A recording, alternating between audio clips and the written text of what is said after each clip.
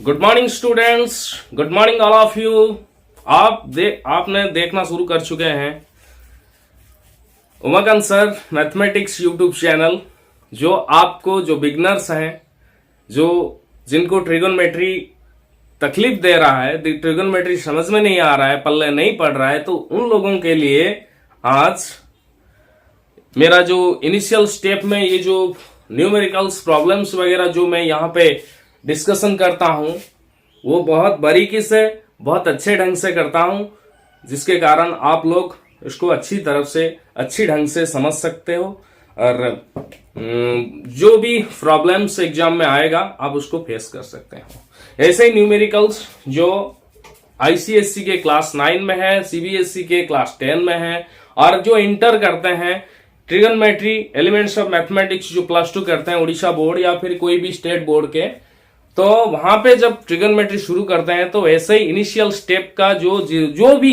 Video में बना रहा हूं, जो प्रॉब्लम्स मैं सॉल्व कर रहा हूं, उस चीज को बारीकी से देखिए और समझने की कोशिश कीजिए। आपके लिए बहुत फायदेमंद होगा और आपको ट्रिगोनोमेट्री अच्छी ढंग से समझ में आ जाएगा। अगर ये वाला चीज आपको समझ में आ गया तो उसके बाद जो मैं वीडियो करूंगा कॉलेज लेवल के, जो मतलब थोड़ा डिफिकल्ट, थोड़ा कॉम्प्लेक्स जो प्रॉब्लम्स है जो मैं करने वाला हूं आगे जाके, तो आपको वो भी समझ में आ जाएगा। आप कंटिन्यू करके वीडियो देखिए, कंटिन्यू करके जो न्यूमेरिकल्स मैं समझा रहा हूं उस चीज को आप देख लीजिए, आपको अच्छे ढंग से समझ में आ जाएगा। आज का ये प्रॉब्लम ये रहा, if tan theta plus cot theta is equal to 2, then find the value of tan square theta plus cot square theta। तो इस चीज का हम लोग कैसे सॉल्व करेंगे? सिंपल से चीज है, हमें जो दिया हुआ है उसको पहले ले सकते हैं हम। tan theta plus cot theta is equal to 2, तो बोथ साइड में हम लोग स्क्वायर करेंगे, ठीक है।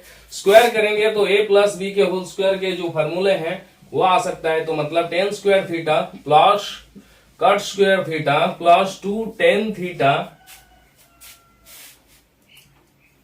2 tan theta into cot theta is equal to 2 के स्क्वायर हो गया 4 हो गया, ठीक है। तो यहां पे क्या हो गया, हमें निकालना है tan square theta plus cot square theta 2 tan theta into cot theta. ये रेसिप्रोकल फॉर्म में आता है क्योंकि tan theta is equal to 1 by cot theta, तो मतलब 1 by cot theta into cot theta cancel हो गया, तो रह गया 2, तो यहां पे आ गया 4।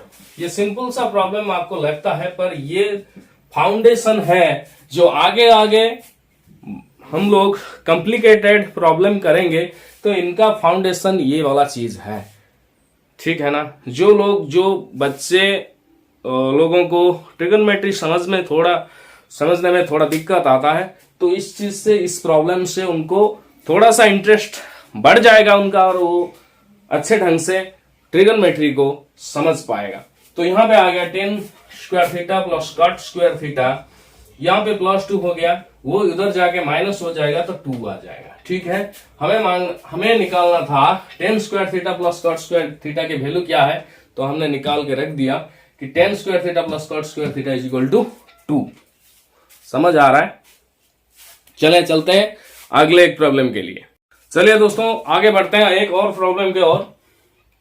यहां पे देख लीजिए, ये एक राइट एंगल ट्राइंगल है ADC, और इसमें एक मिड है जो AD जो होता है, जो BC को समानुपात में और समानांतर में 2 भाग में डिवाइड करता है। मतलब यहां पे BD is equal to DC है, ठीक है। यहां पे C 90 डिग्री है, तो हमें निकालना है cot ABC by cot ADC कितना होएगा उसको निकालना है। अभी tan DAC by tan BAC कितना होएगा अभी निकालना है, ठीक है। तो कैसे निकालेंगे? देखो यहां पे BD is equal to DC हमें दिया हुआ है। Here we have given BD is equal to DC, हम इसको X मान के चलते हैं। अगर हम x पकड़ते हैं तो BD plus DC is equal to BC, तो मतलब हो गया x प्लस x 2x आ गया। अब मुझे एक चीज बताओ, cot ABC का वैल्यू क्या हो गया? cot ABC मतलब BC बाय AC आ गया। तो BC बाय AC आएगा, तो BC का वैल्यू यहां पे निकाला हुआ है 2x बाय AC। उसके बाद cot ADC, cot ADC मतलब DC by AC, x by AC। समझ आ रहा है? इसके साथ साथ निकालेंगे 10 DAC का वैल्यू, 10 DAC का वैल्यू, DAC का वैल्यू, तो मतलब 10 मतलब जो एंगल है उसी के सामने जो रहा DC by AC, x by AC, होगी नहीं? अब 10 BAC का वैल्यू, 10 BAC का वैल्यू, 10 BAC का वैल्यू, BAC का फ्रंट में जो है वो होता है परपेंडिकुलर, तो 10 BAC में फ्रंट में कौन है? BC है, BC बाई AC, तो मतलब 2x बाय AC। समझ आ रहा है? लिख सकते हो BC by AC 2x by AC हो सकता है। इसके बाद ये वैल्यू हमें मिल गया, अब इनका रेशियो हमें निकालना है। ऊपर से मैं साफ कर देता हूं, लिख चुके होंगे तो पॉज मार के आप लिख सकते हो, ठीक है। तो यहां पे निकालना है cot ABC by cot ADC, तो cot ABC का वैल्यू क्या है? 2x बाय AC, और यहां पे x बाय AC हुआ कि नहीं? तो इसको कैसे करते हैं? 2x बाय, अगर डायरेक्ट में लिखूंगा तो बहुत सारे लोगों को समझ में नहीं आएगा, तो इसलिए करता हूं 2x बाय AC लिखता हूं पहले, उसके बाद ये जो मतलब डिवाइड हुआ है तो तो AC बाई x हो जाएगा, तो मतलब ये AC कैंसिल, x कैंसिल, 2 आ जाएगा। तो cot ABC by cot ADC is equal to 2 है। उसके बाद यहां पे आ जाओ 10 DAC बाई 10 BAC, तो 10 DAC का वैल्यू क्या है? x by AC divided by 2x by AC, तो क्या हुआ इस हिसाब से? तो x by AC into AC by 2x, x cancel, AC cancel, तो 1/2 आ गया। समझ आ रहा है ये चीज? ये रहा आपका ये प्रॉब्लम का सॉल्यूशन, ठीक है। चलते हैं अगले एक और प्रॉब्लम के लिए। तो बच्चों देख लो, यहां पे एक प्रॉब्लम है, if 3 sin A is equal to 4 cos A, find the value of sin A cos A tan square A minus sec square A, इनका वैल्यू क्या क्या होता है। जो पहले हमें दिया हुआ है उस चीज को हम लिख सकते। देखो एक चीज, मैथमेटिक्स में जो प्रॉब्लम्स है, जो न्यूमेरिकल है, उसी के अंदर आंसर छिपा हुआ रहता है। आपको पकड़ना है उस क्वेश्चन को, क्वेश्चन क्या कहता है, और क्वेश्चन के अंदर हमेशा ही आंसर छिपा हुआ रहता है। तो इंटेलिजेंट थोड़ा सा दिमाग लगेगा, और ज्यादा मतलब रॉकेट साइंस नहीं है मैथमेटिक्स थोड़ा सा दिमाग लगेगा और आप कर सकते हो बहुत अच्छे ढंग से। आप उसको बारीकी से देखो, और ये तो छोटा मोटा प्रॉब्लम है, ठीक है ना। तो उससे स्टैंडर्ड वाला थोड़ा थोड़ा आगे अगर जाएंगे, बढ़ेंगे, तो आगे और डिस्कशन करने वाले, जैसे कॉम्प्लिकेटेड प्रॉब्लम्स कैसे सॉल्व करेंगे, ठीक है ना। तो जैसे क्लास में हम लोग पढ़ते हैं पहला पन्ना, दूसरा पन्ना, तीसरा पन्ना, ऐसा ही स्टेप वाइज हम जाएंगे तो कॉम्प्लिकेटेड प्रॉब्लम भी हमें आसान लगने लगेगा। अगर मैं डायरेक्ट कॉम्प्लिकेटेड प्रॉब्लम यहां पे डिस्कशन करूं तो यहां पे बहुत सारे ऐसे स्टूडेंट होंगे जिनको ये चीज समझ में नहीं आएगा, ठीक है। जिनको समझ आता है या फिर आती है वो देख सकते हैं, उनके लिए रिपीट हो जाएगा, रिवीजन हो जाएगा। और जो बच्चे थोड़ा सा वीक है उनके लिए आसान हो जाएगा उस चीज को समझने के लिए। Follow me.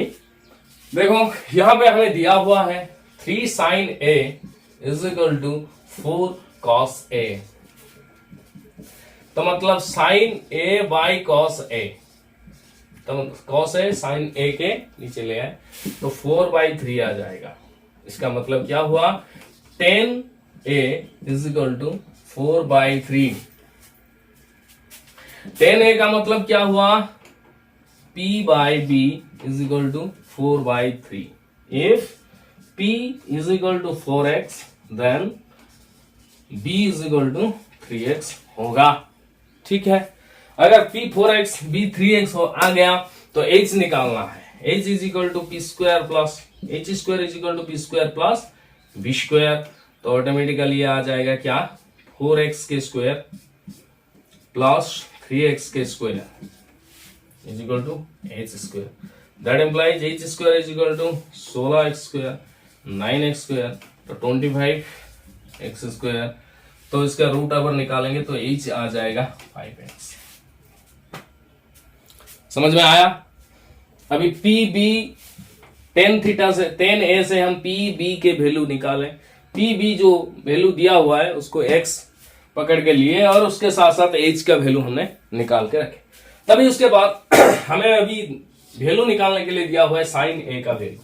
sin A तो डायरेक्ट फॉर्मूला हम मतलब यहां पे डाल सकते हैं P बाई H। तो P का वैल्यू क्या है, P हमें मिल गया 4x, H का वैल्यू क्या है 5x। तो x से x कैंसिल, क्या आ जाएगा 4/5 आ जाएगा। sin A का वैल्यू, cos A का वैल्यू क्या आ जाएगा, cos A B by H। तो B बाई H मतलब B, यहां पे B 3x है, H 5x है, तो यहां पे 3/5 है वैल्यू।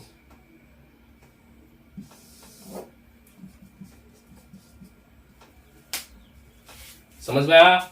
अभी tan स्क्वायर है माइनस x स्क्वायर है को निकालना है। तो tan A कितना है, tan A अभी निकाले ना पहले से, tan A 4/3 तो मतलब 4/3 के स्क्वायर। अभी sec स्क्वायर है तो अभी cos का क्या हो गया, cos A का वैल्यू 3/5 है तो sec A का वैल्यू 5/3 आ जाएगा। तो मतलब यहाँ पे 5/3 के स्क्वायर आ जाएगा। तो ये क्या हुआ 4/3 मतलब 16/9 माइनस 25/9। ठीक है, तो ये क्या आ गया -9/9 तो -1 वैल्यू है। tan स्क्वायर है माइनस sec स्क्वायर है इज इक्वल टू -1 आ गया। समझ आ रहा है। ये है एक और ऐसा ही प्रॉब्लम आपको आ सकता है इसी ढंग से, इसी टाइप से। ठीक है, चलते हैं अगले प्रॉब्लम की ओर। यहाँ पे हम आपको ले चलते हैं और एक और नए प्रॉब्लम के। तो यहाँ पे क्या दिया हुआ है 5 tan theta is equal to 4, find the value of 8 sin theta minus 3 cos theta by 8 sin theta plus 2 cos theta. ये प्रॉब्लम का सॉल्व कैसे करते हैं देख लो। यहाँ पे हमें दिया हुआ है 5 tan theta is equal to 4, तो मतलब tan theta is equal to 4/5। tan theta is equal to 4/5 ये आपको दिया हुआ है, वी हैव गिवन। तो मतलब अभी यहाँ इसके साथ छेड़खानी करते हैं। तो ये हमें मिला है 8 sin theta minus 3 cos theta divided by 8 sin theta plus 2 cos theta. ठीक है, तो हर न्यूमरेटर में हम क्या करेंगे cos थीटा डिवाइड कर देंगे। तो हमें क्या है अभी 8 sin theta by cos theta minus 3 cos theta by cos theta, 8 sin theta by cos theta plus 2 cos theta by cos theta. जो हमें वैल्यू यहाँ पे दिया हुआ है, जो हमें चीज दिया हुआ है, हर चीज से हम cos थीटा सिर्फ डिवाइड करेंगे तो उससे हमें क्या मिलेगा, sin theta by cos theta यहाँ पे 8 tan theta minus 3 divided by 8 tan theta plus 2। यहाँ पे क्या करना है, जो टेन थीटा हमें मिला है, टेन थीटा की जगह हम 4/5 डालने वाले हैं, क्योंकि टेन थीटा का यहाँ के वैल्यू जो दिया हुआ है हमें 4/5। तो हमें यहाँ पे क्या करना है, 8 इंटू टेन थीटा का वैल्यू है 4/5, तो 4/5 मल्टीप्लाई करेंगे, -3 डिवाइडेड बाय 8 इंटू 4/5 प्लस 2। तो हमें क्या मिलेगा, 32/5 -3 40। 32/5 प्लस 2, तो यहाँ पे 15, 32 माइनस 15, 32 प्लस 10, इसका 5 कैंसिल हो जाएगा, ठीक है। 7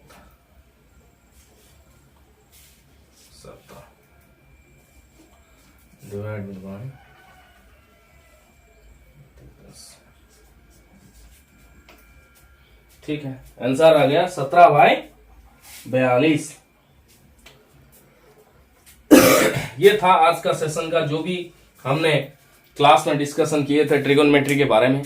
इस चीज को लेकर ये जो प्रॉब्लम्स वगैरह हम लोग बारी बारी से आपको पार्ट 1, पार्ट 2, पार्ट 3 करके हमने आपको बताया है।